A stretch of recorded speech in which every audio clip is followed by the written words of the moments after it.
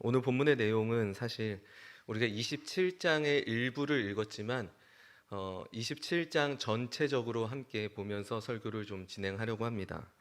오늘 본문의 내용은 바울이 로마로 압송되어 가는 과정을 다루고 있습니다. 정확하게는 가이사 앞에 심판을 받기 위해 죄수인 신분으로 끌려가고 있는 것이죠. 그렇게 된 배경에 대해서 잠시 말씀을 드리자면, 바울은 유대의 대제사장인 아나니아와 더둘로라는 변호사에 의해서 자주 고발을 당했습니다. 그때 당시에 로마에서 파견된 총독이 있었는데 바로 벨릭스와 그의 후임 베스도까지를 우리가 볼 수 있습니다. 이 벨릭스 총독과 베스도 총독까지 몇 년에 걸쳐서 바울을 계속해서 재판을 했지만 그에게는 어떠한 죄도 찾아낼 수가 없었습니다. 그럼에도 불구하고 유대인들은 아주 집요하게 자신들이 갖고 있는 종교적 권력을 이용해서 바울을 고소하고 계속해서 고발합니다. 그러자 바울은 이에 대해 한 가지 선언을 하게 되는데, 그 선언하는 내용이 오늘 본문은 아니지만 사도행전 25장 10절에서 11절에 나와 있습니다. 우리가 이 부분을 한 목소리로 함께 읽겠습니다. 시작. 바울이 이르되 내가 가이사의 재판자리 앞에 섰으니 마땅히 거기서 신문을 받을 것이라. 당신도 잘 아시는 바와 같이 내가 유대인들에게 불의를 행한 일이 없나이다. 만일 내가 불의를 행하여 무슨 죽을 죄를 지었으면 죽기를 사양하지 아니할 것이나, 만일 이 사람들이 나를 고발하는 것이 다 사실이 아니면 아무도 나를 그들에게 내줄 수 없나이다. 내가 가이사께 상소하노라 한대. 자, 이 부분에 뭐라고 되어 있습니까? 내가 가이사에게 상소하겠다, 이렇게 말하고 있죠. 가이사는 로마 황제를 나타내는 칭호입니다. 쉽게 말해서 가이사는 로마 황제라고 생각을 하시면 돼요. 로마 시민권자가 로마 황제에게 상소를 하게 되면 그 재판에는 누구도 끼어들 수 없고 이 재판을 중단할 수도 없습니다. 아무도 이 재판에 끼어들 수가 없어요. 그러니까 바울은 이제 내 재판을 로마 황제에게 상소하겠다, 그러니까 나를 그쪽으로 보내달라고 했던 것입니다. 더 이상 내 죄를 찾지 못했지만 이들이 어떻게 할지 모르니까 이제 로마 황제에게 가겠다 한 거죠. 결국 25장 25절에서 바울은 로마 황제에게 보내지는 그런 결정이 보여집니다. 그러나 우리가 이 사건에서 한 가지 좀 주목하고 기억해야 될 것이 있습니다. 우리는 지금 바울이 로마로 압송되어져 가는 그 배경에 대해서 잠시 살펴봤는데요, 결국 바울은 로마로 끌려가게 되죠. 근데 여기서 우리가 한 가지 주목할 것은 사실 바울이 그저 재판을 받기 위해 로마로 끌려가는 것처럼 보이지만 이 사건은 바울이 전하고자 했던 복음이 마침내 로마로 옮겨지게 된 사건이라는 것이죠. 그것이 우리가 주목해야 될 부분입니다. 하나님은 바울의 인생을 통해서 그분의 주권대로 이 일을 이루십니다. 그리고 이 사실은 우리에게 가장 실제적이고 아주 힘이 되고 위로가 되는 부분이죠. 어떤 부분에서 그렇습니까? 고린도후서 4장 7절을 보게 되면 이렇게 나와 있어요. 제가 읽어드릴게요. 우리가 이 보배를 질그릇에 가졌으니 이는 심히 큰 능력은 하나님께 있고 우리에게 있지 아니함을 알게 하려 함이라. 성경은 우리의 인생, 우리의 존재에 대해서 명확하게 정의 내려줍니다. 우리는 질그릇과 같다, 이렇게 정의 내립니다. 질그릇이 어떤 그릇입니까? 부셔지고 깨지는 그릇이죠. 우리 인생이 그만큼 연약하고 잘 깨지고 부셔진다라는 것이에요. 그러나 그 속에서 하나님은 질그릇과 같은 우리 인생과 존재에 보배를 갖게 하신다고 합니다. 그것이 바로 하나님의 주권과 섭리예요. 지금 바울이 로마로 압송되어져 가는 그 모든 상황들이 바로 하나님의 주권이라는 것이에요. 그의 질그릇과 같은 인생 속에서 하나님은 그 한 명을 하나님의 자녀로, 백성으로 부르시고 그를 통해서 일하고 계시다라는 것이죠. 우리는 죽음의 권세 아래 살아갈 수밖에 없었지만 하나님은 우리를 부르셨습니다. 그리고 예수의 생명으로 우리는 이 땅에 속했으나 이 땅에 속하지 않은 자로 하나님 나라의 백성과 자녀로 살아갈 수 있게 됐습니다. 오늘 우리가 서 있는 그 길이 바로 그 자리입니다. 바울이 로마로 끌려가게 된 일에는 다시 말씀드리지만 하나님의 주권과 섭리로 이루어지고 있다는 것이죠. 바울은 이 사실을 누구보다 잘 알고 있었습니다. 그는 고린도후서 4장 8절과 12절에서 이 사실을 알고 있는 자로서의 고백을 합니다. 우리가 한 목소리로 함께 읽겠습니다. 시작. 우리가 사방으로 우겨쌈을 당하여도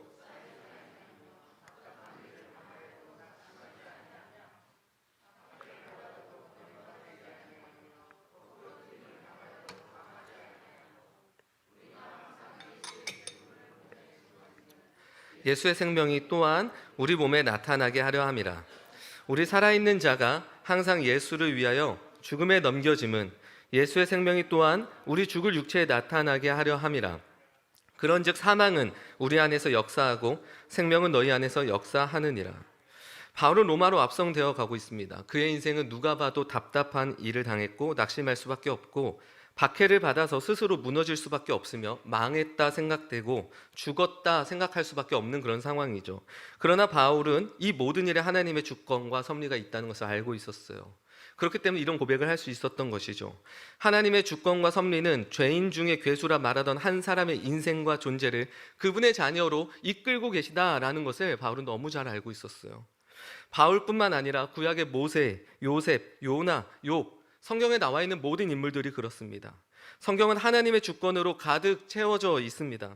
그리고 이 사실은 우리의 엉망진창인 인생에서도 낙심하지 않고 망하지 않을 수 있는 가장 실제적인 이유가 되고 우리에게 가장 큰 힘이 되며 위로가 될 수 있는 것이죠. 바울의 상황이 그렇습니다. 그는 누가 봐도 낙심할 수밖에 없고 절망적인 상황이지만 이 모든 일들을 하나님께서 주관하고 계시며 결국 이 일을 통해 하나님께서 나를 세워가신다라는 것을 그는 알고 있었어요. 우리는 계속해서 보겠습니다. 바울은 로마로 가는 배에 오르게 됩니다. 그것이 바로 27장 시작 부분이 될 것이에요. 그들은 가이사랴에서 아주 작은 배로 출항을 합니다. 그러다 무라라는 지역에서 알렉산드리아 배로 갈아타게 돼요. 왜냐하면 이제 그 여정이 너무 험난하기 때문에 그 작은 배로는 갈 수가 없었어요. 그런데 이 배가 어떤 배냐면 많은 사람들이 그저 다 타는 그런 배였어요. 한마디로 각양각층의 사람들이 다 타 있다고 보면 됩니다. 그래서 이 부분을 사람들은 마치 인생의 축소판과 같은 배로 보기도 합니다.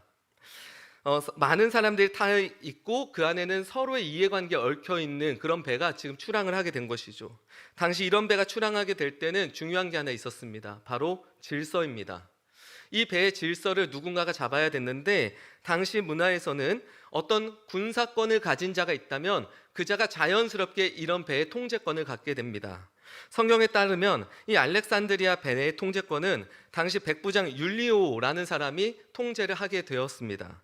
그런 상황에서 바울은 항해하는 중에 한마디를 합니다. 뭐라 하냐면 지금 현재 배가 위태하고 우리의 생명도 위험하니 잠시 멈추었다 가면 어떻습니까? 잠시 멈췄다 가자 이렇게 말을 해요. 그런데 사람들이 들었을까요? 바울의 상황이 지금 어떻습니까? 그는 죄인인 신분을 가지고 있죠. 그리고 재판받으러 가는 상황이었기 때문에 아무도 그의 말을 들어주지 않습니다. 게다가 배를 한번 멈춘다라는 것은 생각보다 큰 일이었어요. 그 배에 오른 사람들마다 스케줄이 있었겠죠. 그들의 일정이 있었을 것이고요. 다 이해관계가 다 달랐을 거예요. 이게 한 가지 이해관계로 출발하면요, 중간에 멈출 수 있죠. 우리가 소풍을 간다고 생각해 봅시다. 중간에 어떤 일이 터졌어요. 그럼 잠깐 멈춰도 돼요. 왜? 다 같은 이해관계 속에서 가기 때문에 그렇죠. 하지만 다 다른 사람들이 모여서 앉아있는 고속버스라고 한번 생각해 보십시오. 중간에 누구 한 명 때문에 멈출 수 있습니까? 그러면 모든 사람들 일정이 다 꼬이게 되죠. 그렇기 때문에 배가 잠깐 멈췄다 가는 일은 생각 이상으로 큰 일입니다. 왜냐하면 시간적 손실도 있고요, 경제적 손실도 굉장히 클 수 있기 때문이죠. 그렇기 때문에 당시에 통제권을 갖고 있었던 이 백부장은 바울의 말보다는 선장과 선주의 말을 더 신뢰합니다. 뿐만 아니라 여론 또한 바울의 편이 아니었어요. 사람들은 베닉스까지는 가서 우리가 겨울을 지내자 이렇게 말을 해요. 그렇게 그들은 무리한 항해를 계속하게 됩니다. 처음에는 남풍이 불어 안심했지만 얼마 안 돼서 유라굴로라는 광풍을 만나게 됩니다. 이 유라굴로는 바람의 방향을 뜻하는 단어예요. 그러니까 동풍과 북동풍, 바람의 방향을 뜻하는 단어인데 이게 왜 그렇게 위험한 광풍이 되냐면 이 바람이 불면 지중해 지형을 보면 이렇게 북동풍이 불게 되면요, 위쪽에 산맥들이 높은 게 많습니다. 근데 그 산맥에 이 바람이 부딪혀서 역풍으로 불게 되는데 그 역풍이 매우 강한 바람이에요. 그래서 지중해를 항해할 때는 항상 사람들이 가장 조심했던 것이 바로 이 북동풍과 동풍 바람이었어요. 지금 그들이 이런 광풍에 휩싸여 있는 상황에 있는 것이죠. 결국 그들은 항해를 할 수 없게 되었습니다. 바울이 잠깐 멈췄다 가자 했을 때 멈췄다면 좋았겠지만 아무도 그의 말을 들어주지 않았고 결국 그들은 항해를 할 수 없고 성경은 그들의 상태를 더 적나라하게 말해주는데 그 표현이 이런 것이었어요. 그저 가는 대로 가는 쫓겨가는 상태가 되었다라고 말합니다. 오늘 27장에 그 부분들이 다 나와 있습니다. 배에 있는 사람들은 짐을 다 풀어버렸지만 큰 풍랑은 그대로였어요. 20절 표현을 보면 그들이 얼마나 절망적이었냐면 구원의 여망마저 없는 상황이라고 적혀 있습니다. 광풍을 만난 이 장면은 마치 우리의 인생과 닮아 있습니다. 어떤 부분에서 그렇습니까? 바울은 잠시 멈췄다 가자고 했지만 그의 말이 먹혀들지 않아요. 첫 번째는 경제적인 이유 때문에 그렇죠. 이 배가 멈췄다간 경제적으로 손실이 너무 크다 이거예요. 두 번째는 바울은 힘이 없는 사람이었어요. 그러니까 힘이 없는 바울보단 힘 있는 백부장의 말이, 선장의 말이, 선주의 말이 그 모든 것들을 끌고 갈 수밖에 없었어요. 또 한 가지는 여론과 같습니다. 여론이 바울의 말을 따라주지 않았죠. 오늘날 우리가 살아가고 있는 시대를 한번 들여다보십시오. 우리 또한 경제의 논리, 힘의 논리, 여론에 얼마나 많은 영향을 받으면서 살아가고 있습니까? 우리는 어떤 일을 결정하고 행동할 때 경제의 논리가 가장 우선시 될 때가 많습니다. 이 일을 해야 됨에도 불구하고 경제적인 이유로 우리는 그 일을 멈출 때가 많죠. 힘의 논리는 어떻습니까? 내가 살아가고 있는 모든 자리에서 힘이 있는 자들 앞에 우리는 아무 말 하지 못하고 타협할 때가 너무나 많습니다. 반대로 힘이 없는 사람들을 보면 업신여기고 무시하는 것도 우리의 현실 중 하나죠. 오늘 본문의 상황이 딱 그렇습니다. 아까도 말씀드렸지만 죄인인 바울보다 백부장과 선장과 선주의 말을 더 믿는 것과 같은 것이죠. 경제 힘뿐만 아니라 여론도 그렇습니다. 아무리 이것이 하나님의 뜻이고 내가 믿음대로 사는 거라고 하더라도 우리는 여론이 좋지 않으면 그 일을 주저하거나 멈출 때가 있죠. 여론에 따라 움직이는 것이 상식이 되었고 자연스럽게 된 이 시대가 바로 우리가 살아가는 그 시대입니다. 그렇기 때문에 현재 이 배에서 일어나는 일들은 우리 인생과 매우 닮아 있다라고 하는 것입니다. 그런데 이 논리로 우리가 만약에 살아가게 되면 우리 인생은 어떻게 될까요? 사람들은 경제적 논리를 제시합니다. 사람들은 힘 있는 사람 앞에 있거나 내가 힘을 가져야 된다고 생각을 해요. 사람들은 여론을 되게 중요시 여깁니다. 근데 그렇게 살아가게 되면 오늘 말씀처럼 15절에서 쫓겨가다가 17절을 보면 쫓겨가더니 이런 인생이 된다고 합니다. 쉽게 말하면 평생 쫓겨다니는 인생이 된다라고 해요. 저는 되게 6개월에서 한 7개월쯤에 한 번씩 묵상하는 문장이 있어요. 바로 이 문장이에요. 나는 지금 쫓겨다니고 있는가? 쫓아 살고 있는가? 라는 것이죠. 우리가 세상에서 수많은 것들의 기준을 붙들고 살기 시작하면 우리는 쫓겨 살 수밖에 없다라는 것이 성경의 증언입니다. 우리는 지금 쫓겨 삽니까? 아니면 쫓아가고 있습니까? 그 부분을 한번 곰곰이 한번 또 묵상할 수 있기를 바랍니다. 오늘 말씀은 여기서 끝나지 않습니다.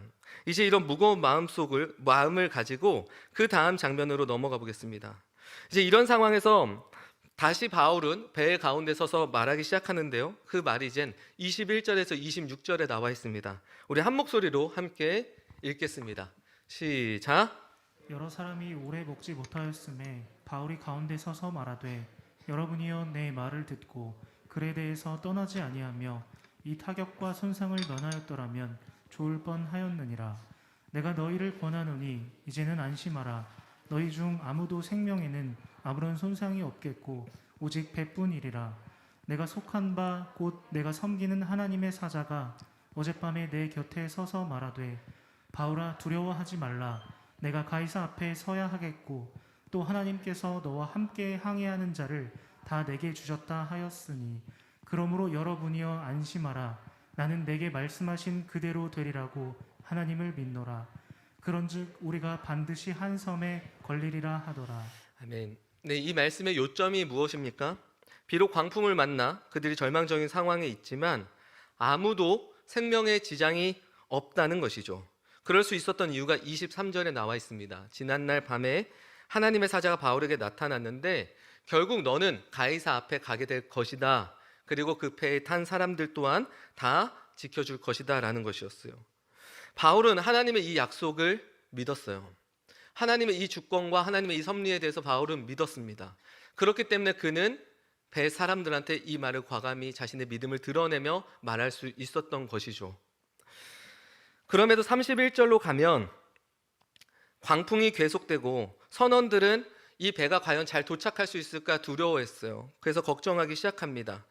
그래서 구명보트가 있는 대로 몰래 가서 사람들은 도망하려고 합니다. 그리고 구명보트를 바다에 내려놓습니다. 바울이 그 광경을 보고 도망치는 것을 보면서 군인들과 백부장에게 말합니다.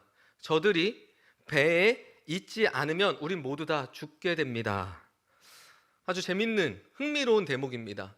저들이 배에 남아있지 않고 다 흩어지게 되면 우리는 다 죽습니다 라고 이야기를 해요. 여기서 우리가 한 가지 생각을 해볼 수 있는데요, 바울은 이렇게 말할 수도 있었을 것이에요. 뭐냐면 하나님은 누구도 죽지 않는다라고 말했는데, 그렇기 때문에 여러분은 뭘 해도 사실 상관이 없습니다. 왜요? 하나님이 이미 너는 가이사 앞에 갈 것이고 사람들은 죽지 않을 것이다 말했잖아요. 그러니까 바울은 이렇게 말했어도 괜찮은 거 아닌가 우리는 생각해 보게 됩니다. 우리는 뭘 해도 상관없어요. 우리는 죽을 리가 없습니다. 구명보트를 가져가든 가져가지 않든 여러분들 마음대로 하십시오. 왜? 우리는 이미 하나님께서 죽지 않는다고 말씀하셨기 때문이죠. 그런데 바울은 이런 식으로 말하지 않았다라는 것이에요. 바울은 모두 다 배에 남아 있어야 된다고 말합니다. 이 장면은 우리에게 무엇을 생각하게 하고 무엇을 보여주고 있습니까?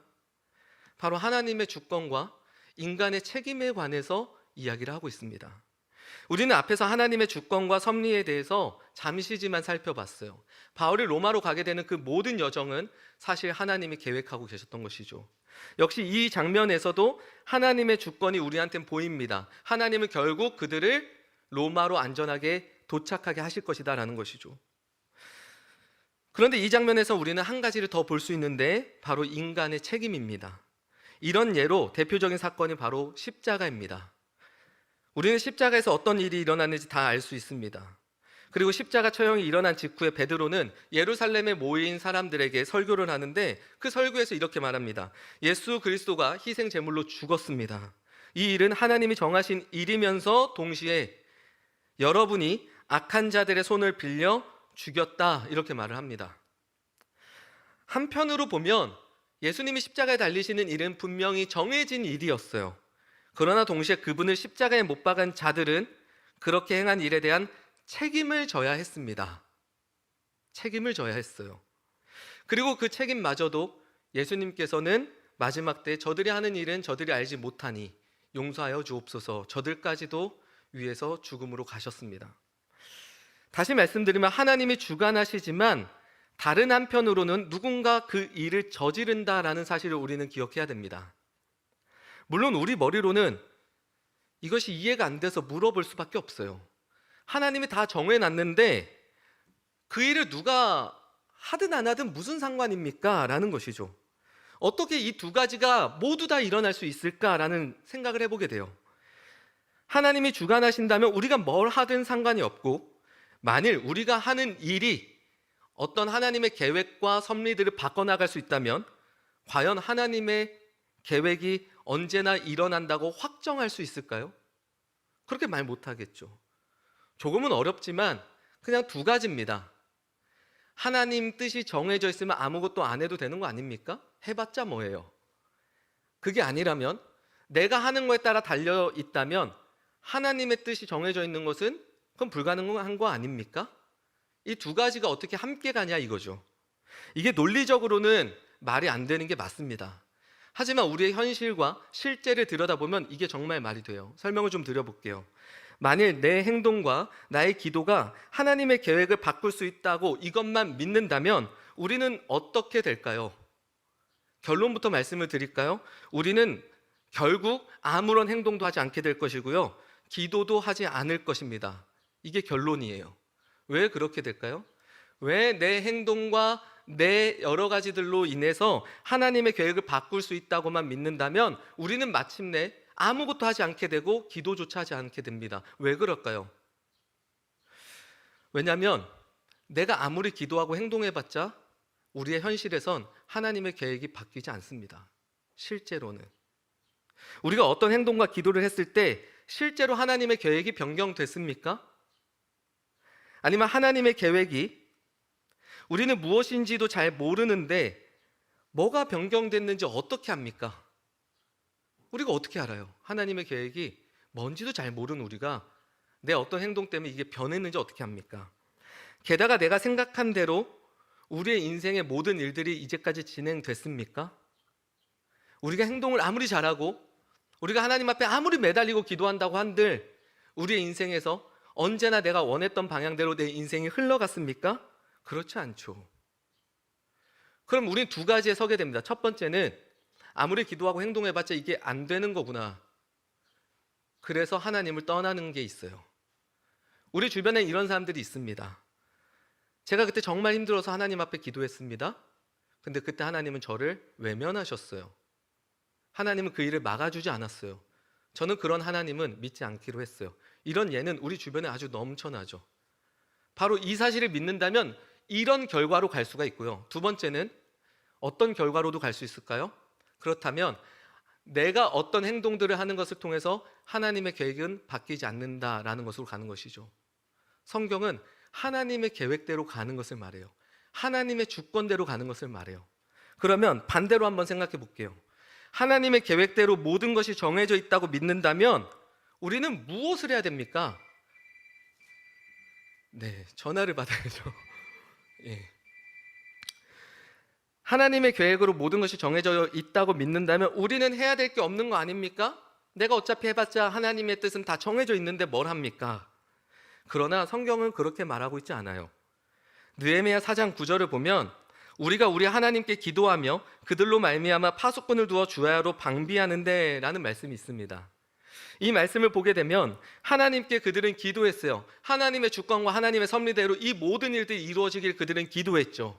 그리고 그 하나님을 믿었어요. 하지만 동시에 그들은 자신들이 해야 될 일을 합니다. 그것이 바로 파수꾼을 세우는 일이었어요.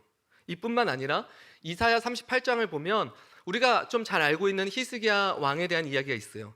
이 히스기야는 자신이 이제 죽음에 대해서 이제 직면하게 됐을 때 하나님께 살려달라고 기도합니다. 이에 대해 하나님은 이사야를 통해 말씀하시는데 네가 회복되어 15년을 더 살 것이다.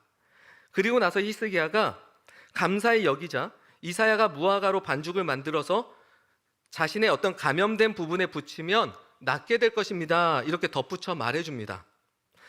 하나님의 주권이 뭡니까? 그를 살리겠다는 거죠. 그를 15년 더 살게 하겠다라는 거예요. 그럼에도 동시에 하나님은 그가 해야 될 일을 가르쳐 줍니다. 대신 너는 무화과 반죽을 가져다가 너의 그 부분에다 붙여라 이야기를 해요. 가만히 있지 말라는 것이죠.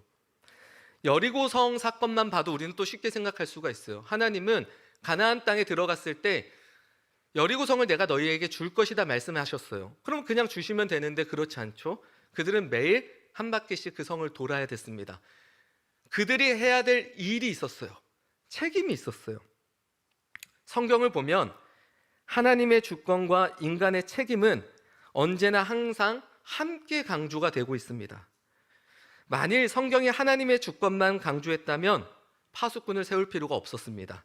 무화과 반죽을 만들 필요가 없었을 것이고 여리고성은 돌지 않아도 됐을 것입니다. 우리는 오늘 이 두 가지를 다 기억을 해야 됩니다. 바울은 이 배에 모두 남아있으라고 말했어요. 하나님이 자신들을 구원하시고 살리실 걸 알고 계셨지만 그럼에도 자신들의 책임과 일이 무엇인지 알았던 것이죠. 그래서 도망가지 마시고 배에 모두 다 남아 있으십시오. 그게 우리가 해야 될 일입니다 라고 말을 합니다. 신앙은 이 두 가지가 매우 중요합니다. 왜냐하면 우리는 매일 예수 그리스도를 못 박으며 엉망진창으로 살아갈 수밖에 없는 우리의 현실이 눈에 보입니다. 그러나 하나님은 여전히 우리의 그런 연약함 속에서 예수 그리스도가 나를 위해 죽으신 것이 매일 사실이 되게 하며 동시에 우리를 엉망진창으로 남겨두지 않을 것입니다. 우리는 하나님에 대한 그 믿음을 보며 우리가 그 길을 걷는다고 하지만 매일 우리는 실패하죠. 그렇지만 하나님의 주권과 섭리는 어떻습니까? 이미 우리를 이끌고 계시고 그 속에서도 우리를 건지신다는 것이죠. 우리는 이 두 가지의 균형이 필요합니다. 오늘 말씀을 정리하며 결론을 맺어보겠습니다. 오늘 본문을 통해 우리는 신앙에 대해서 좀 정의 내려보려고 합니다. 신앙이라고 하면 뭐 다양하게 정의를 내릴 수 있지만 오늘 본문을 통해서 우리가 신앙을 정의한다면 신앙은 하나님의 주권과 섭리 가운데 살아가는 것입니다. 그리고 그 주권과 섭리를 매일 의지하고 믿는 것이죠. 하나님의 주권과 섭리가 무엇입니까? 우리를 죄의 권세 아래 살아가게 하지 않는 것이에요. 하나님의 주권 섭리를 다른 데 붙이면 안 됩니다. 구약을 보면 구약의 모든 역사가 바로 이것을 보여주죠.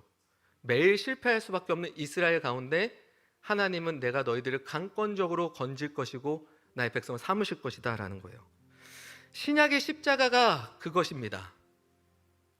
신약의 십자가가 결국 너희들은 내 자녀로 내가 삼을 것이다 라는 것이죠.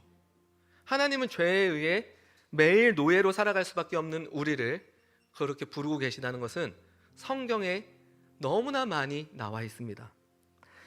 그리고 십자가 사건 이후 우리는 모든 것을 이루신 예수 그리스도의 발자취를 따라가야 될 책임이 주어졌습니다. 이 책임은 이전의 율법과 전혀 다릅니다. 신앙은 두 가지가 있어요. 저의 오래전 신앙은 하나님 앞에 잘 보이는 것이었어요. 그리고 내가 잘해야 되는 것이었고, 내가 기도를 정말 열심히 해야 하나님이 날 지켜주신다고 믿었습니다. 그리고 그걸 기반으로 하나님 앞에 일정 부분 가까워지는 부분도 있었어요.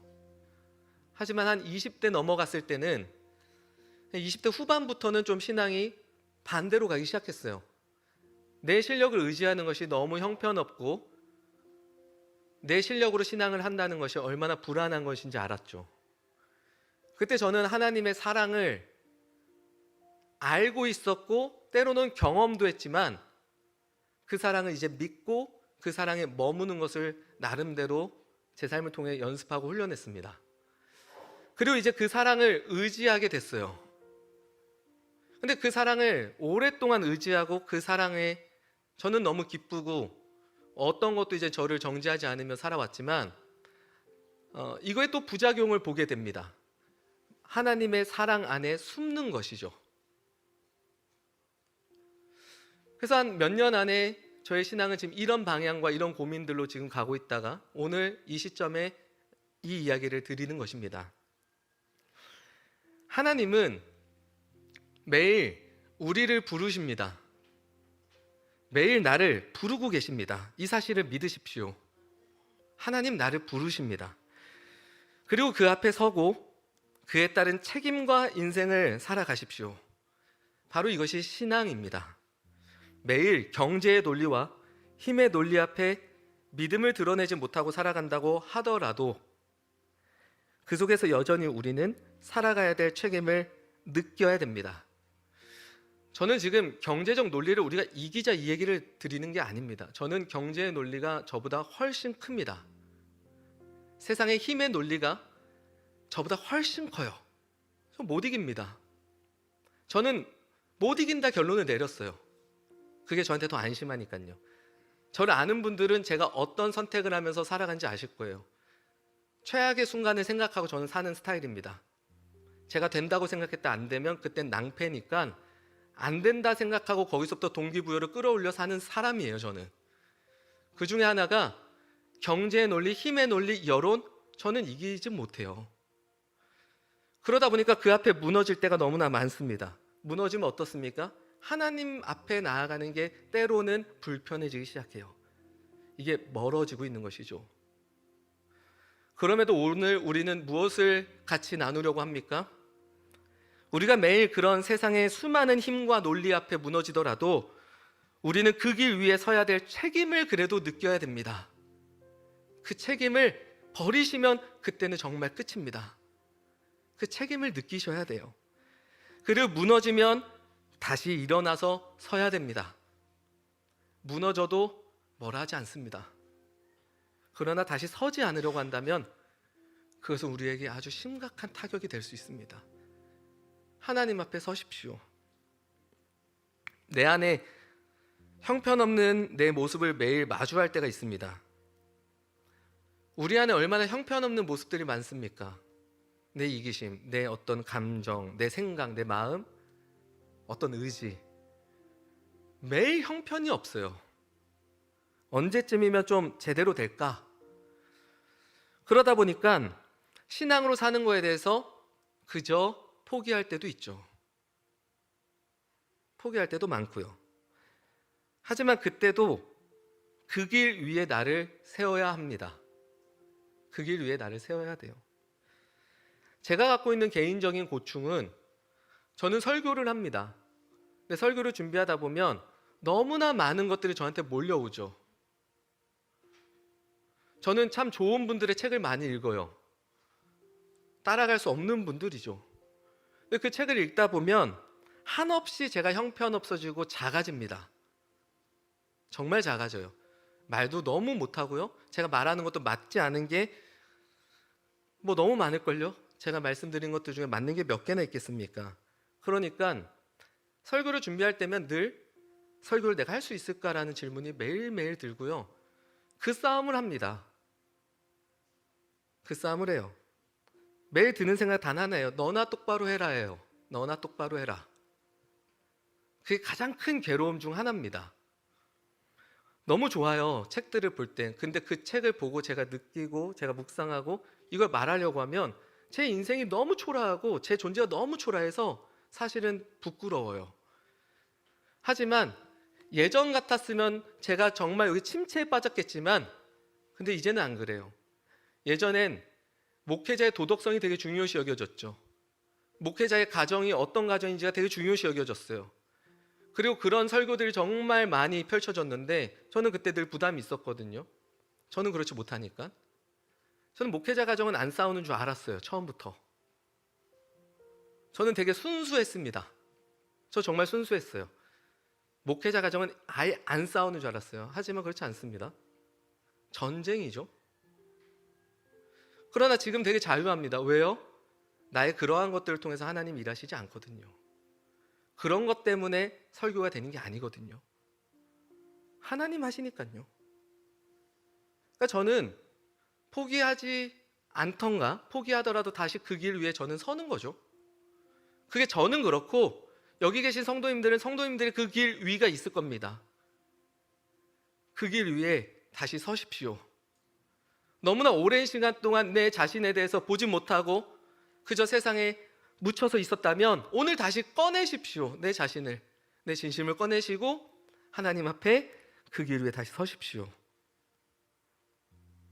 이제는 말씀 안에서 내가 어떤 존재인지를 결정하십시오. 다른 것들이 와서 나를 결정지게 하지 마시고 말씀이 나를 결정하도록 그것을 위해 나아가십시오. 그리고 나의 인생을 결정하십시오. 그저 펼쳐진 그냥 주어진 대로 흐름대로 살아가지 마시고요. 어떤 인생을 우리가 하나님 앞에 살아야 되는지 결정하십시오. 그 결정 가운데 그 인생을 살아가실 수 있습니다. 우리의 가장 큰 약점은 결정하면 되는데 우리는 결정하지 못한다는 거예요. 근데 그것이 꼭 큰 결정이 아니어도 돼요. 여러분들의 직장에서 아주 작은 부분들, 그것이 정말 위대한 일인 거예요. 비록 우리가 매일 실패할지라도 우리는 마침내 승리하게 될 것입니다. 왜요? 하나님께서 우리의 인생과 존재를 모두 다 주관하시기 때문입니다. 그래서 기독교 신앙은 신비로움을 넘어 경이롭습니다. 때로는 전율이 흘러요. 지금 우리의 신앙을 점검하시기를 바랍니다. 하나님의 주권과 하나님의 사랑 안에 너무 숨어 있지는 않았습니까? 아니면 나의 실력을 의지해 신앙을 하다 이게 안 되는 싸움이네 라고 결론을 내리며 단지 그냥 매너리즘에 빠진 신앙으로 가고 있지는 않았습니까? 아니면 아직도 나의 실력을 의지해 하나님과의 관계가 매일 왔다 갔다 하는 그런 신앙을 하고 계시진 않습니까? 오늘 말씀을 다시 한 번 더 기억하면서 하나님과 인격적인 관계가 회복되고 그로 인해 하나님의 그 주권과 섭리 안에 우리가 믿음으로 우리의 길을 담대히 걸어가실 수 있기를 이 시간에 축복합니다. 함께 찬양하도록 하겠습니다. 오늘 이 찬양은 우리가 처음 하는 찬양인데요. 가사를 먼저 제가 읽어드리고 그리고 나서 함께 고백을 하면 좋겠습니다. 나를 부르신 주가 이루어 주시네. 잠시 넘어지더라도 붙잡아 주시네. 나의 걸어가는 길 늘 동행하시네. 혼자라 생각했던 삶 늘 함께 하셨네. 나 찬양해 언제나 어디서나 부르신 그 뜻대로 나를 지으신 주의 뜻대로 나 찬양해 영원토록 노래 안에 나를 부르신 대로 주를 찬양하며 살아가리라. 우리 함께 찬양하겠습니다.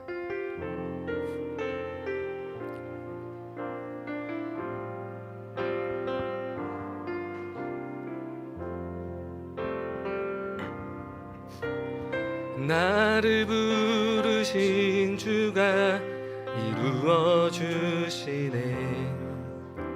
잠시 넘어지더라도 붙잡아 주시네. 나의 걸어가는 길 늘 동행하시네. 혼자라 생각했던 삶 늘 함께 하셨네. 처음부터 하겠습니다. 나를 부르신 주가 이루어 주시네. 잠시 넘어지더라도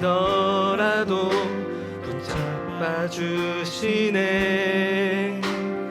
나의 걸어가는 길 늘 동행하시네. 혼자라 생각했던 삶 늘 함께 우리 한 번 더 고백할까요?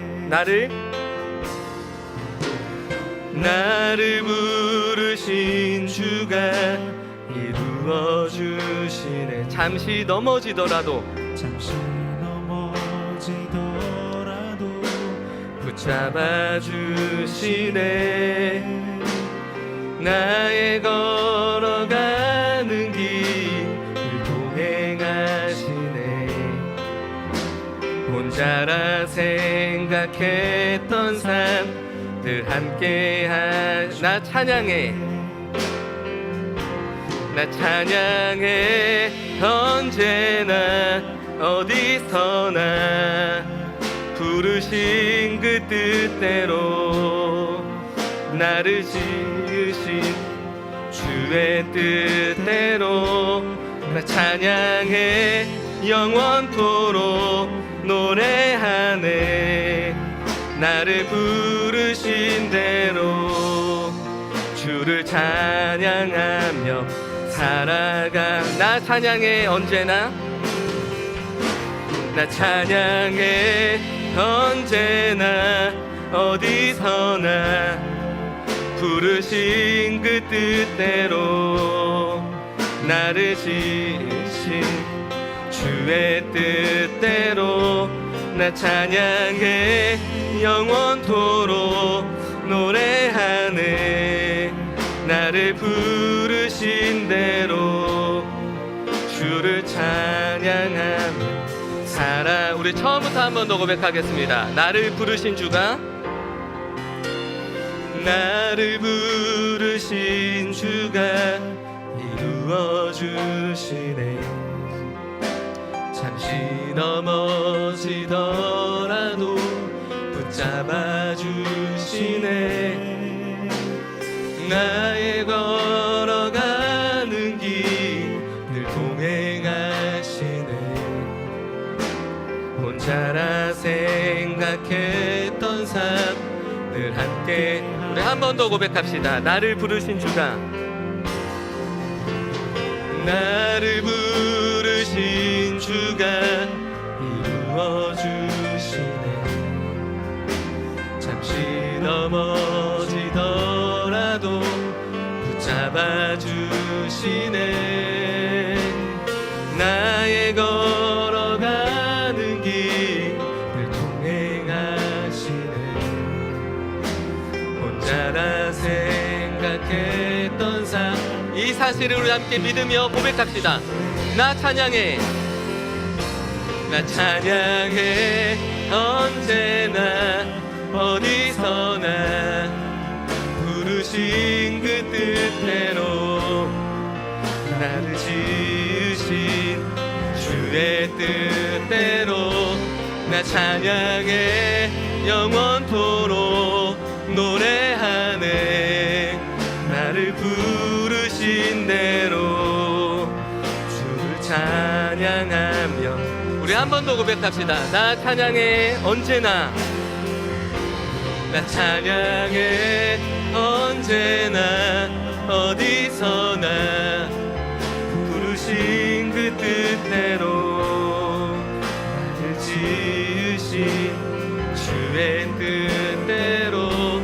나 찬양해 영원토록 노래하네. 나를 부르신 대로 주를 찬양하며 우리 잠잠히 마지막으로 한 번 더 고백할까요? 나 찬양해 언제나 어디서나 부르신 그 뜻대로 나를 지으신 주의 뜻대로 나 찬양해 영원토록 노래하네. 나를 부르신 대로 주를 찬양하. 우리 마지막으로 한 번 더 이렇게 고백하며 나아갑시다. 나 찬양해, 나 찬양해 언제나 어디서나 부르신 그 뜻대로 나를 지으신 주의 뜻대로 나 찬양해 영원토록 노래하네.